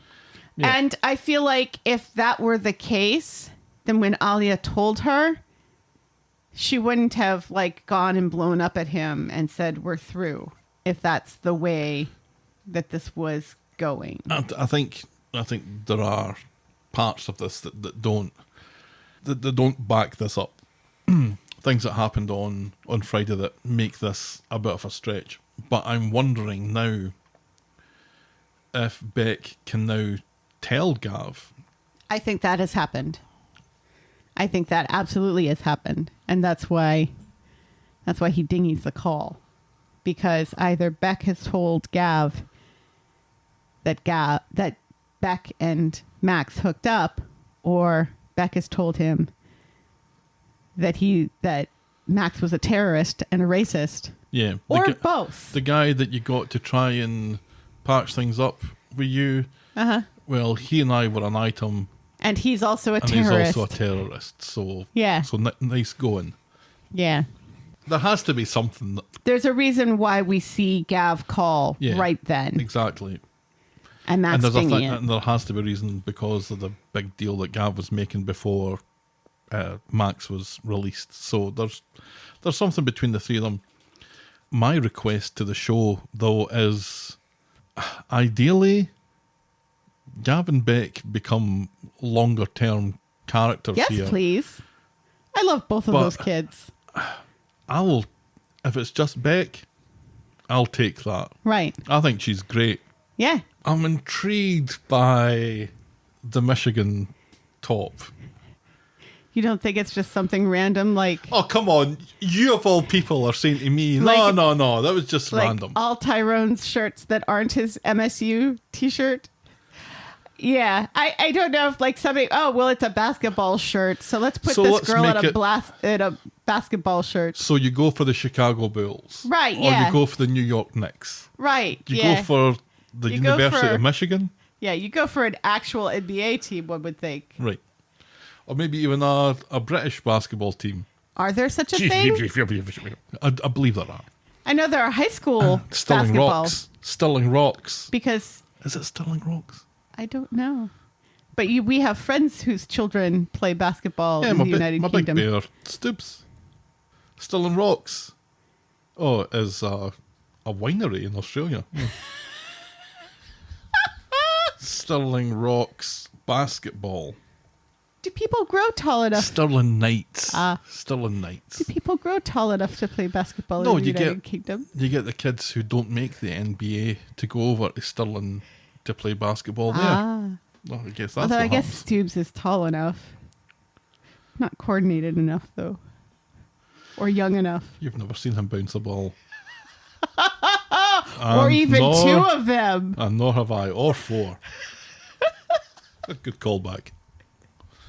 Yeah, there is something. The Gav connection is not done, obviously. And maybe when he gets out, that thing that we were wanting to happen, where this isn't about you stole my girlfriend, it becomes something more. Right, you're a terrorist. And more deep. maybe that gets a chance to. I to happen befriended after you. all. I defended you. Yeah. And you were a terrorist and a racist all along. Yeah. How very dare you. Although, Griff liked black people who were born in the United Kingdom. Remember that one black guy who was at that meeting? And Griff pointed and said, you know what I'm talking about. And the black guy's like, do not look at me. Do not point at me. No, the black guy kind of looked to his sides. Are you talking to me? Right? That was great. That was great. Where's that guy? More of that guy, please. Yes. And Fish Guy. It's been Where like is Fish 800 Guy? episodes since Fish Guy was on. Surely 500 episodes. Surely the bistro still sells fish. Where's our fish guy? Not so much that it's a plot point, unfortunately. Yeah. I want fish guy to be Damon's drug mule. That would be hilarious. I would love that. Moving on. Our next storyline is collecting for Paul. On Wednesday, Billy. Is this our penultimate Nope. story? Billy and What? Paul are back from Wales. What else is out there? In the mail, Paul has an application for some benefits or another. Nothing to do with Billy. Billy actually says, Right. and Paul didn't ask for the application. So who did? At the kebab shop, Paul learns it wasn't Ches or Gemma neither. So that just leaves Bernie, who wanders in with a charity bucket. Or Todd. And this makes Paul furious. He didn't want her rattling her bucket on the street like she's fundraising for a donkey charity. What? He's frustrated that she doesn't listen to him Are we calling back to last year, Coronation Street? and ends up kicking over a table. Bernie leaves and Chesney helps clear up. What are you doing, Chesney? Chesney says that Bernie is only trying to help. It's not about fundraising, it's about Bernie feeling like she's doing something because she's losing her son. Right, and there's nothing she can do about it. And this resonates with Paul, who Yes. later in the pub has a change of heart and gives Bernie her bucket back and apologises and tells her that if she gets the drinks in, he gives her the green light to fundraise. Billy, in triple denim, thinks that Paul did the right thing. Yes, a Canadian tuxedo even. On Friday, at Nina's Rolls, Deb is upset by how run-ragged Bernie is these days and concerned that he isn't getting enough of her attention. So Paul, who's there with Billy, offers to have the two of them over for dinner. He's cooking Billy's famous pasta bake. The mind fucking boggles. Paul and Billy chat about this outside. Billy's worried about what Paul's taken on, and Paul tells Billy that he needs to stop fretting like a hen in a hot girdle and let him be the judge of that. You skipped over the best part of that scene. Which was... Bernie smacking Dev's ass. And Dev looking very happy about it. Oh, that must have been right another time. I didn't see that happen. What? I've watched I it was twice like- as well. I was like, oh, Bernie, she's just like me. I'm black and blue. Paul... But only on the ass. Yeah, where it can't be seen. Paul gets back from Freshco on the bus, but his leg gives way as he's getting off, and he falls to the ground, his groceries spilling everywhere. A rude Scottish woman tells him that he should be ashamed for being so mullered at this time of day, even though Paul's got proper groceries with vegetables and not half a dozen cans of special brew. Seriously. The bus drives off, and of course Bernie sees Paul sprawled out on the pavement. She runs to his aid, and after shouting that he can manage, he gets upset as she walks him home. Now, I thought she sounded quite Edinburgh. Mm-hmm. Oh, you've had your tea. Mm-hmm. So I posted on Twitter, is that an Edinburgh accent? And people didn't think so. They thought it was more Glasgow. I don't think that was wasn't a Glasgow Glasgow. accent. Then Peter Ash posts saying, "Meet my two mums." Was that his real mother? That was his real mum. Oh my God. His real mum. I love it, right? So I kind of quote tweeted that or replied to it or something, said, was that an Edinburgh accent she was doing? She said, no, I'm from Coatbridge, outside Glasgow. And I'm like, Yeah. she doesn't need to tell me where Coatbridge is. Right. My mum's side of the family is all from Coatbridge. Right. They probably know her. Probably. So I know it really well. I was like, that didn't sound like a Coatbridge accent, because a Coatbridge accent is kind of more of a Glasgow accent. Right. But there's a posher part of Coatbridge. Oh. Where Some- your family's not from. Well, when my papa's brother lived in Sunnyside, Oh, okay. and when I heard her speak again, it's like, yeah, that isn't an Edinburgh accent. That was that was my Aunt Mary's posh voice that I was hearing. What is it with all of these actors getting their mums on the show? I love it. I thought that was Because we great. just had Sean's mum a couple of weeks ago. That's right. It was, what's his name? The dead guy's housekeeper. Yes. Rufus's housekeeper. Rufus's housekeeper was Sean's mum Yeah. in real life. There's a lovely photo on Twitter of him standing with Bernie on one side and his real mum on the other side. Aw. Just gorgeous. So nice. So They she was now fantastic. They give her lines dissing her own son. Coatbridge, who'd have thunk? So It's a small world. I wouldn't like to paint it. Back home, Bernie wants to go to Dr. Gadas, but Paul reminds her that there's nothing that anybody can do, really. Bernie again is disappointed that Paul has given up so easily. He says he's just been realistic. Bernie hates feeling helpless and offers to give her crystals a go. What harm could it do? Fucking fine, says Paul, but no clinky clanky music. Dev and Billy get home while Bernie has Paul out on the couch with crystals balanced on his body. Billy reacts badly to the incident on the bus, but Bernie insists that the crystals are doing their work. Paul agrees until Bernie starts insisting that her crystal therapy is as good as religion when Billy starts to scoff at it. Paul says that he was just saying that he felt better to make Bernie feel good.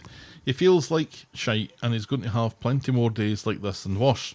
Paul isn't interested in crystals or religion, and he asks Bernie and Billy to respect that. And that's as far as we get with that this week. Ooh. This is a very interesting aspect of this whole storyline. Yeah, we are getting maybe part of Billy's job being relevant here. Yeah. And the fact that if this is such a huge part of Billy's life, Which we have no reason to believe it isn't, I guess. I mean, the church does pay him. Mm-hmm. So For what? we don't know. Right. This may be an interesting twist in the storyline. You know, the fact that his mother and his partner both hold very deep beliefs that relate to death. Yeah, and absolutely clash with each other. Right. Which is, well, I guess. But both of them clash more with Paul's atheism to everything sort of thing, you know? And how they deal with death is going to be so very different than the way he himself deals with death. And is that going to cause conflict? It's an interesting thing to think about, and I hope the show does explore that seriously in the future. Yeah, one would think that Billy's go-to is going to be God here. Yeah, and prayer. And Paul isn't going to be interested in it. No. So does that mean that Billy stops doing that, or just No. stops doing it in front of him? I mean, he's not going to stop being an employee of the church. He's not going to stop believing in God just because Paul doesn't believe in God. That would be silly. No. You know, and he's still going to pray for Paul. He may not pray over him, Well, but it doesn't that's seem what I'm saying, though, is he it- then does that privately. right, which I think is what he's done already. We've never really seen Billy pray anywhere, have we? I don't think I've I ever think a seen couple Billy times at a pray. funeral, but And it would be nice if this is finally the storyline where we talk about Billy's faith, you know? I got really excited that we almost got that with Summer's abortion, but then that turned into a circus with two clowns trying to steal the baby. yeah. And Paul pushing Mike. Shoving. It wasn't Shoving pushing, Mike. He shoved Mike. Well, this might even be something of a crisis of faith for Billy. Right. Although you would think that his daughter's diabetes and his own drug addiction and the death of his former partner and the fact that Peter pushed him off a cliff And also somebody shoved Mike. would have all been crises of faith. Those have all Before. been forgotten, I think. Does But yeah, seem I that way. agree that it's a really interesting aspect of the story, and one that I wasn't really thinking about until this week. I mean, I was thinking about the Billy part of it, but I wasn't really thinking about the astral Bernie part of it until this week. I keep on forgetting that she's that kind of star child sort of thing. Right. Because she really Because she isn't really. typically Paul stubborn aspect, Right. stubborn approach to it is intriguing. Yes. Yeah, we will see. All right, our penultimate storyline then is Freddie's Revenge. Oh, yes. A Nightmare on Coronation Street Part 2, Freddie's Revenge. I now want to see that dog in a little hat and a red and black striped sweater. Calling people bitch quite a lot, which people forget. Oh, prime time, bitch. What is it with the slurs, please, Freddie? Settle down. It's because he was a homosexual. On Friday, yeah, a wee bit. People forget. Freddie was all about gay rights before it was a thing. On Friday, Evelyn takes Freddie into Nina's roles. As all horror monsters are. Freddie the dog, not the star of the Nightmare on Elm Street Like franchise. Babadook. And in Nina's roles ahead of a marathon walk, Roy announces that he's fully recovered and ready to take Freddie back. Ready, Freddie? Evelyn Crazy little pretends thing called love. she's thrilled by this and agrees to hand the wee rascal back after the walk, also Freddie. Yasmeen and Stu are in the Rovers. He's calling her pet now, which, given the history, seems ill-advised. Yasmeen is excited about going to an event at the library about Mary Bartram. Stu thinks it sounds stupid and refuses to accompany her. Later, No, the problem is it doesn't sound stupid enough. It sounds too smart for him.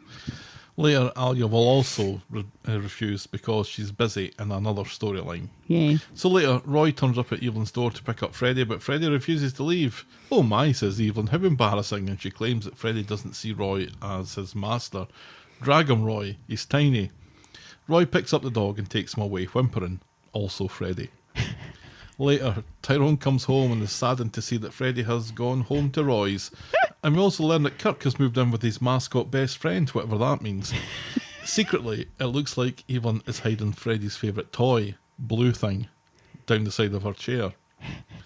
So, Well, we think it's the chair. and we think it's Freddie's, but her conscience gets the better of her, and Evelyn decides to take blue thing back to Freddie at Nina's rolls. Roy complains that Freddie seemed disengaged during his walk earlier.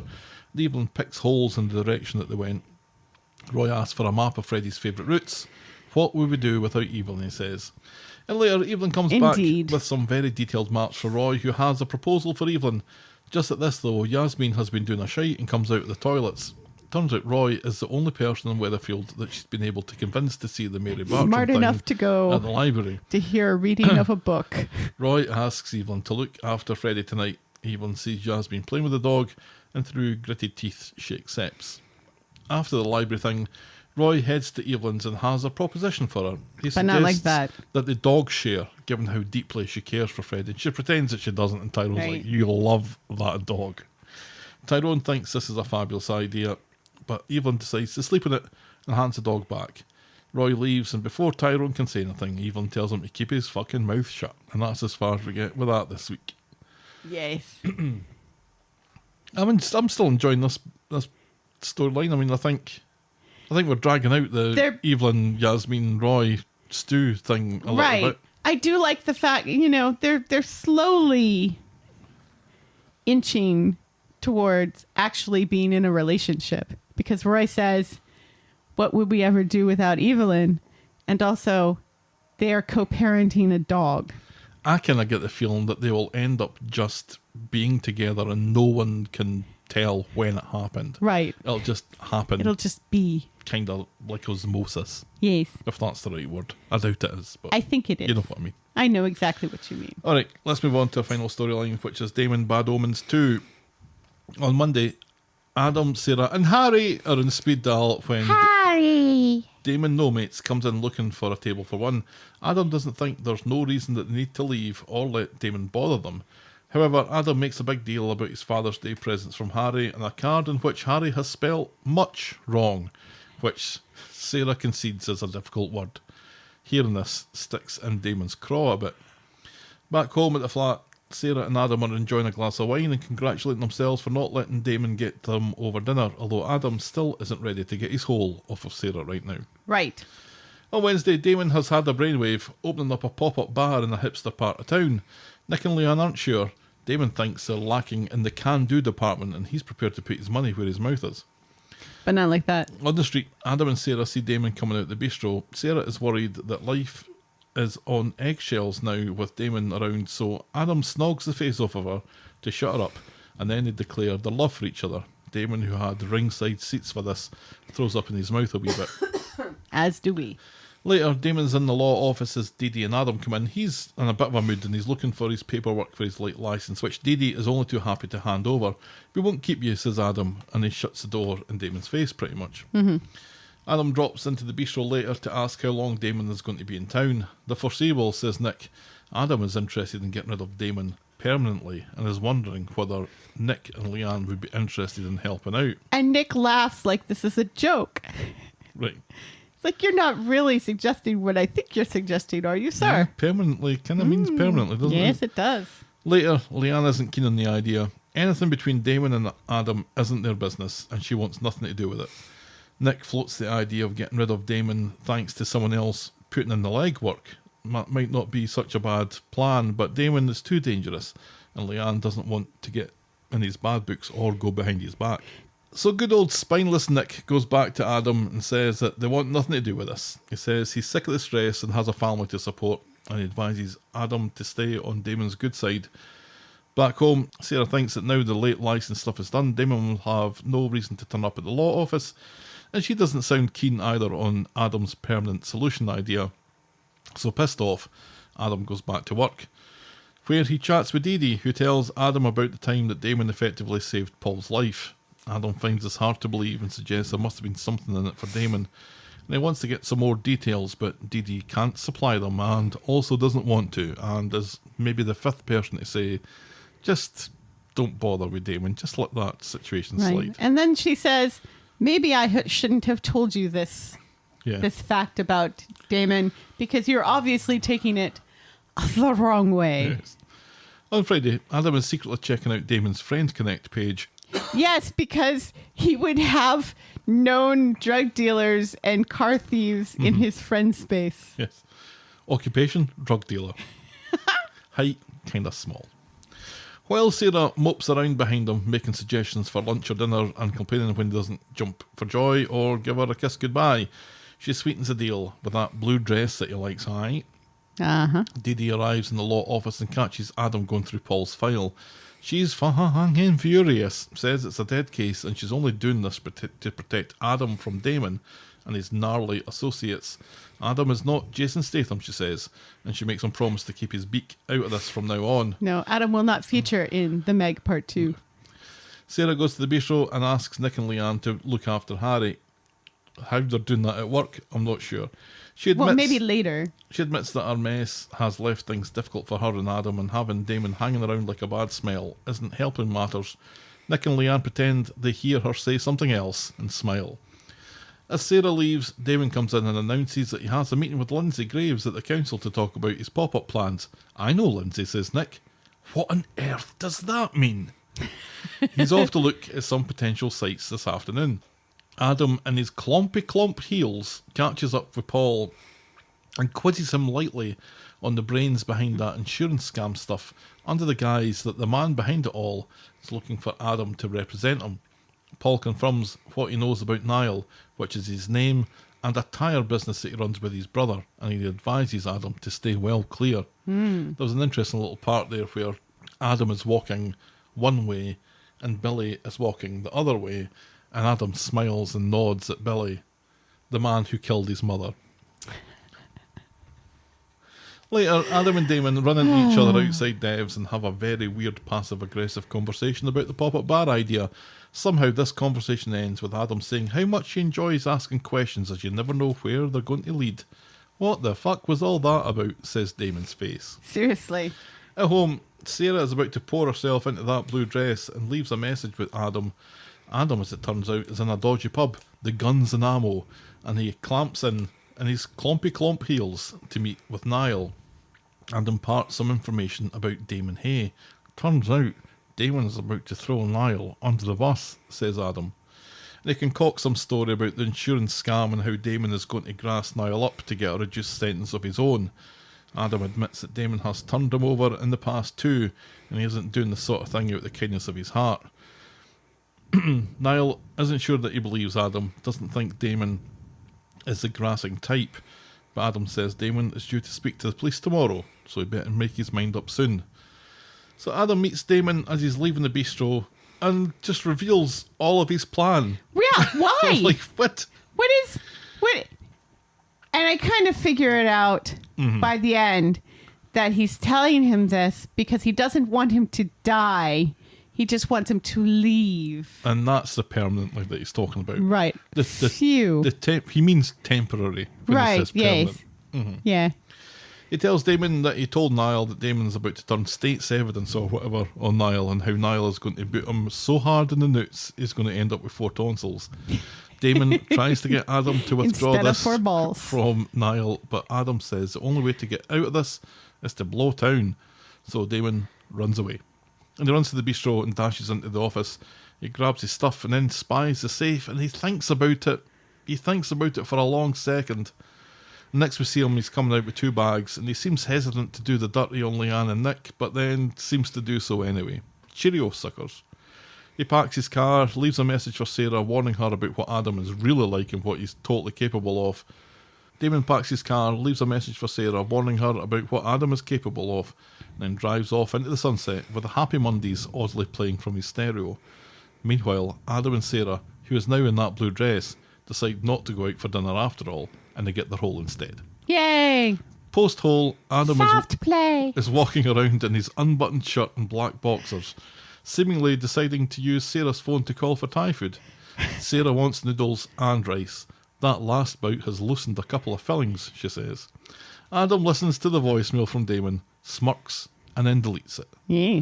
And that's how we end this week's episodes. So you think Damon's gone for good? Nah, he's too good. He's too good a character, isn't he? Right. Plus, Sarah.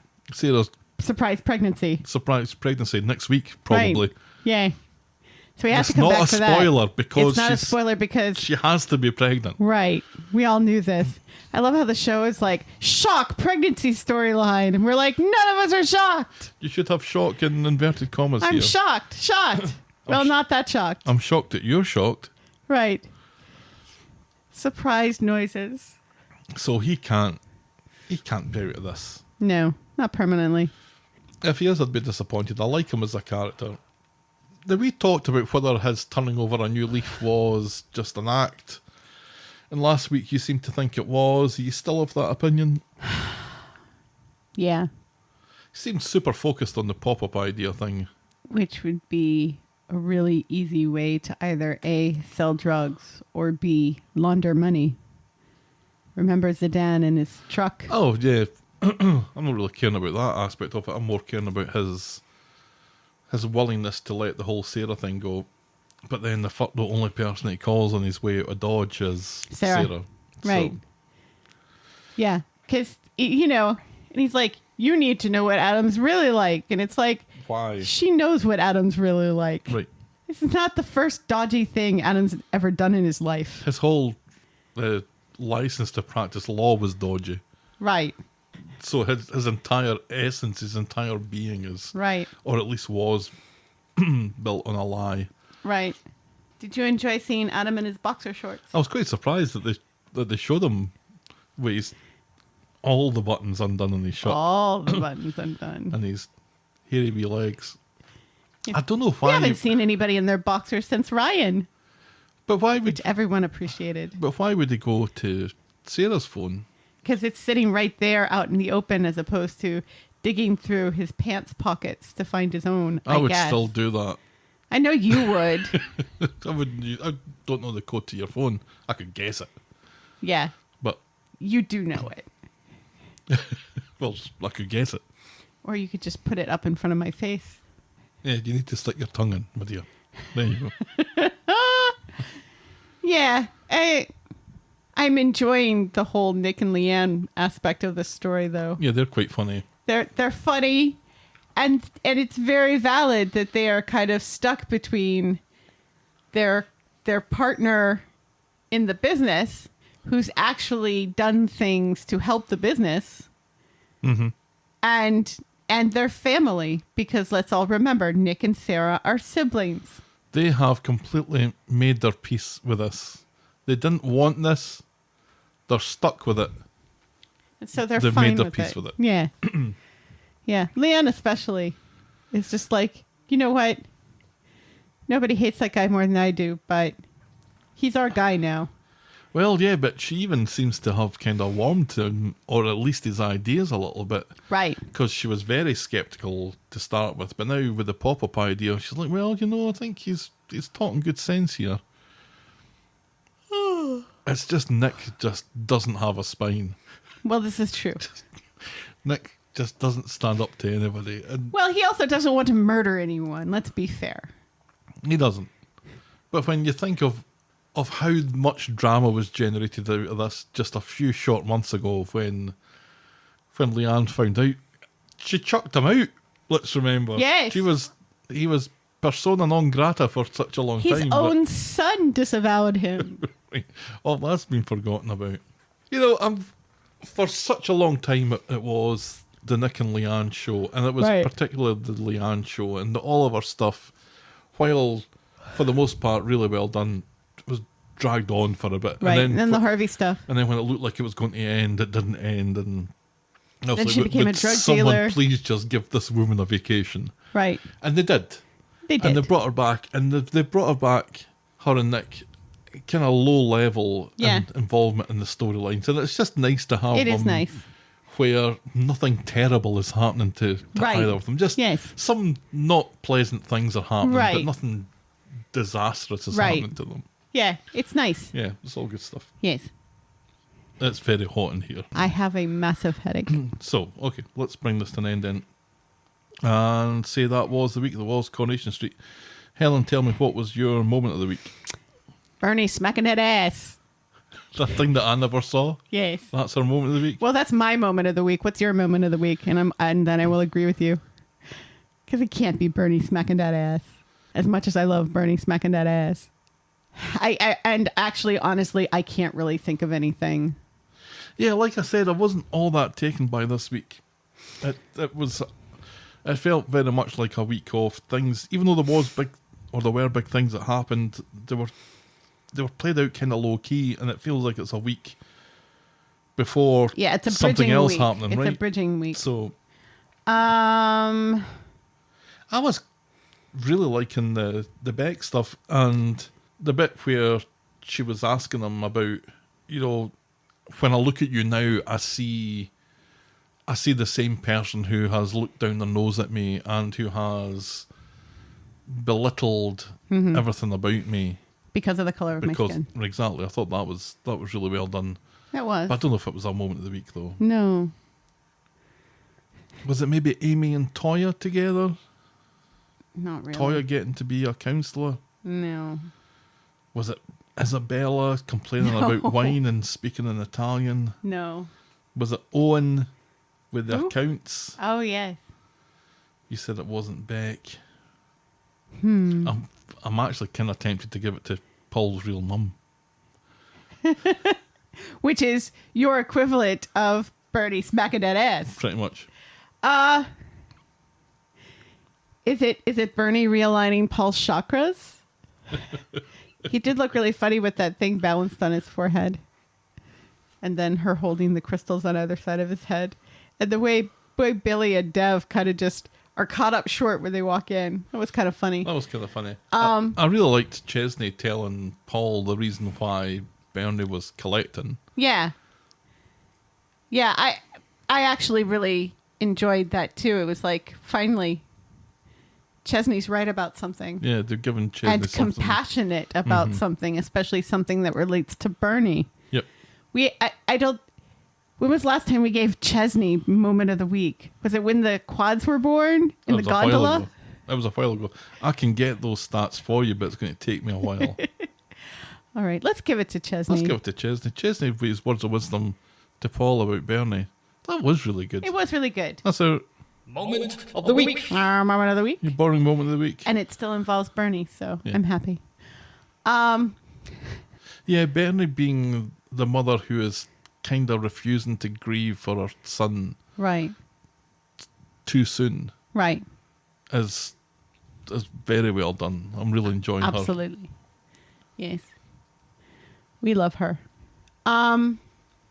Is it Stu refusing to go to the library? And calling Yasmeen pet. Oh, yeah. Can that be? Sure. Okay, that's our Boring moment of the week. nicely done. Oh, well. That about wraps it up for another week. Then And spanks it on the bottom. Oh, That's wait, it. we're not that podcast. this episode was brought to you with thanks to our friends of the podcast, Daisy and French Helen. Thanks, guys. Ooh la la. We're the Talk of the Street at gmail.com, and we're at Corrie Podcast on Twitter, Facebook and Instagram if you want to get in touch. You can shout me and Helen a coffee or become a friend of the podcast by heading to ko-fi.com, that's ko-fi.com/the Talk of the Street.